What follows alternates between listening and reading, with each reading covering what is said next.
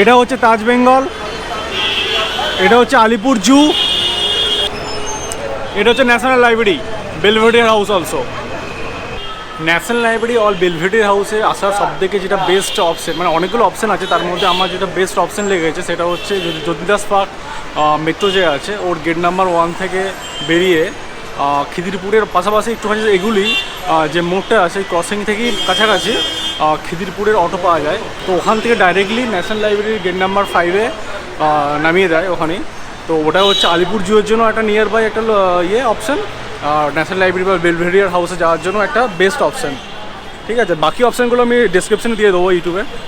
ঠিক আছে, বাকি যে রুটগুলো আছে।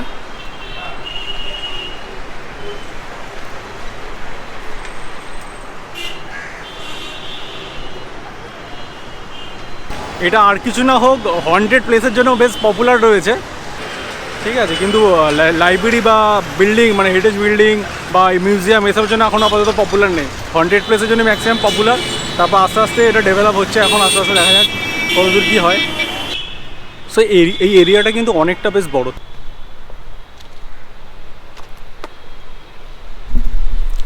এই হচ্ছে বেলভেডিয়ার হাউস, যেটা অনেকদিন ধরে কাজ চলছিল, এখন কাজ শেষ হয়ে গেছে, এখন মিউজিয়ামের মতো করে ওপেন হয়েছে ব্যাপারটা।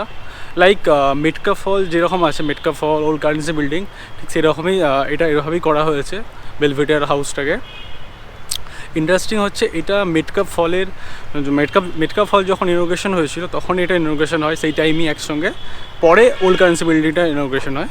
তো ফার্স্ট এই দুটো ইনোগ্রেশন হয়, মেটকা ফল আর হচ্ছে বেলভেডিয়ার হাউস। তো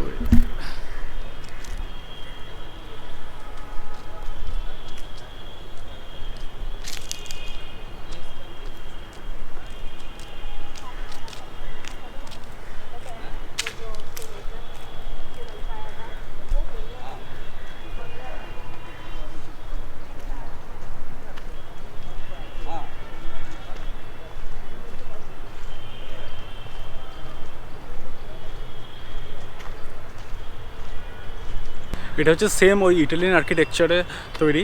ঠিক আছে, আর এটা হচ্ছে এখন ব্যাক এন্ডে আছি আমরা, এখন ব্যাক এন্ডে আছি।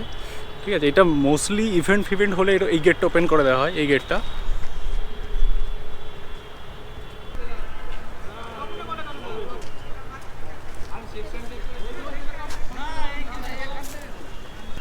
তো এটা একটা যেটা ব্যাপারটা হচ্ছে লোকের অ্যাওয়ারনেসটা কম আছে, মানে বিফোর বেলভেডিয়ার হাউস মিউজিয়াম হওয়ার আগেও মানে এখানে লোকজন আসতো না একদমই। বেলভেডিয়ার হাউস হওয়ার জন্য একটুখানি জাস্ট পপুলারিটি হয়েছে, মানে লোকে একটু করে আসছে তাও। বাট এটা খুবই আনটাস্ট এরিয়া, ম্যাক্সিমামই জাস্ট হন্টেড প্লেস নামে এটাই পরিচিত রয়েছে ম্যাক্সিমাম ক্ষেত্রে, ইনফরমেশান যা পাওয়া যায় অনলাইনে। ঠিক আছে, সেরকমভাবে ফটোস ভিডিও সেরকমভাবে কিছুই নেই এই জায়গাটা। ঠিক আছে, তো এখন বেলভেডিয়ার হাউস হওয়ার জন্য একটু একটু আস্তে আস্তে ইভেন্টস মানে লোকে ভিজিট করছে, হ্যাঁ, বিকজ অফ মানে মিউজিয়াম করেছেন এভরিথিং। আদারওয়াইজ সেটা এরকমভাবে আসে না। আর ন্যাশনাল লাইব্রেরিটাও খুব বিশাল যে লোকজন আছে সেরকম না, মানে ডিসেন্ট লোকজন আছে মোটামুটি, যারা পড়াশোনা করে বা এরকম ইয়ে টাইপের। বাট জায়গাটা খুব বিশাল বড় এরিয়ার জায়গা, তো খুব পিসফুল জায়গাটা অ্যাকচুয়ালি, এবং একটা হিউজ এরিয়া একটা। এবং অ্যাকচুয়ালি একটা দিকে ভালো কি এই জায়গাটা কোনো স্প্যাম হয়নি, মানে প্রচুর ভিড় করে নোংরা হয়নি, এটা একটা খুব ভালো জিনিস। মানে পরিষ্কার আছে, একদম পরিষ্কার পরিচ্ছন্ন আছে একদম পুরো জিনিসটা, এটা একদিকে ভালো। তো আই থিঙ্ক এটা যদি পপুলার হয়, এটা আই থিঙ্ক খুব ইম্পর্টেন্ট কি এটাকে পরিষ্কার পরিচ্ছন্ন রাখাটা খুব ইম্পর্টেন্ট, মানে পিসফুল রাখাটা খুব important.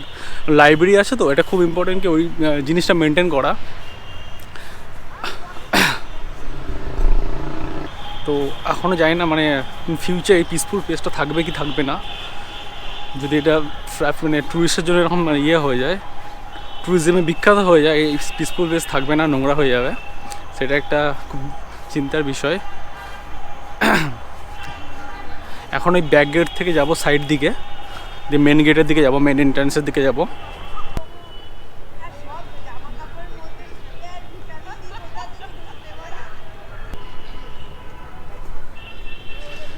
Elements of Italian architecture. This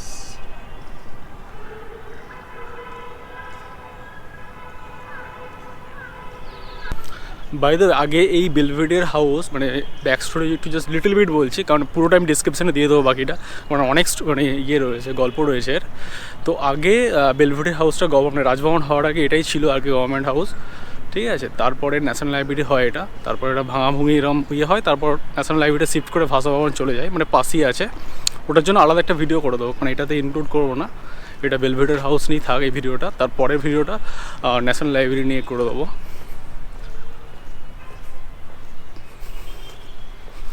এটা এখন সাইড দিয়ে যাচ্ছি আমরা,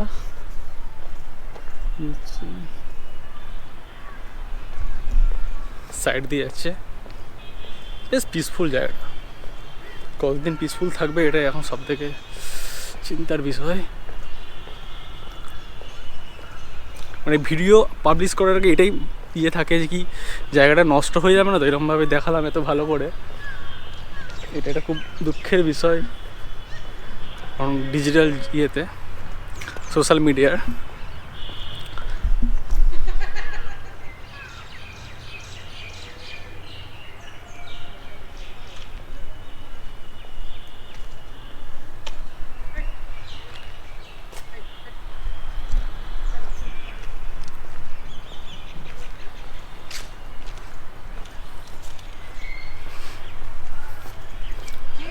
ভিটামিন ডি নিয়ে এগিয়ে যাচ্ছি মেন এন্ট্রান্সের দিকে।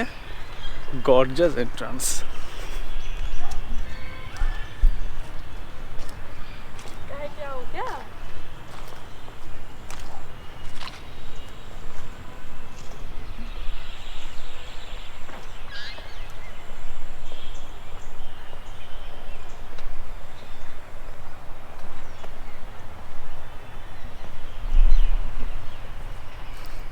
এরকম পরিষ্কার পাওয়া খুব মুশকিল এখন, ময়দান এত নোংরা হয়ে গেছে। এরকম ফাঁকা মাঠ বসার, এসে গেছি একদম মেন এন্ট্রান্সে।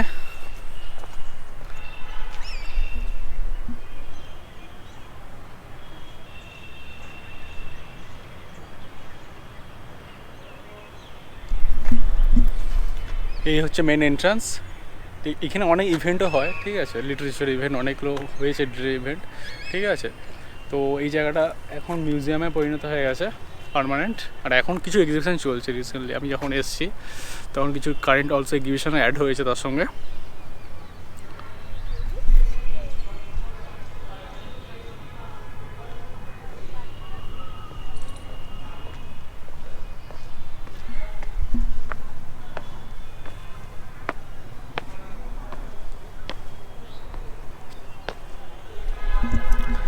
ইন্টারেস্টিং মানে ফান ফ্যাক্ট হচ্ছে, এই যে রেড কালারের যে কালারটা করা হয়েছে, এটা আগে এই যে রেড কালারের যে কালারটা করা হয়েছে এটা প্রথমে আগে প্রচণ্ড ব্রাইট ছিল, তারপরে এটা টোন ডাউন করা হয় যে হেরিটেজ বিল্ডিংয়ে এতটা এরকম ব্রাইট চলবে না, একটু টোন ডাউন করতে হবে। তো তারপরে একটুখানি কমানো হয়, একটু ফেড করা হয় করে। এটা খুব ইন্টারেস্টিং।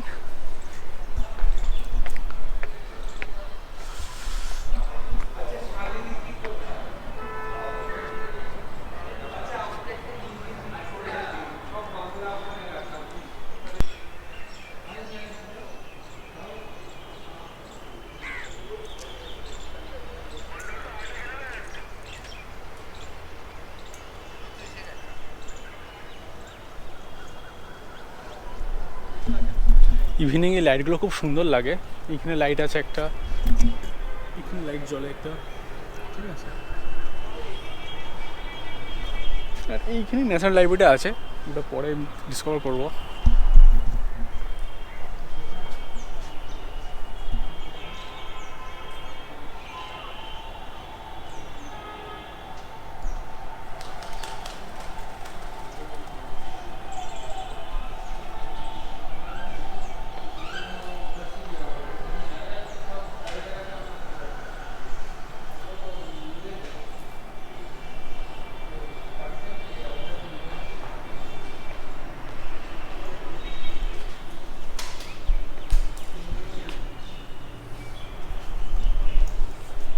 পিসফুল এরিয়া এরকম পিসফুল জায়গা খুব একটা পাওয়া যায় না। তার মধ্যে এটা রয়েছে, এখন এক্সিবিশন চলছে।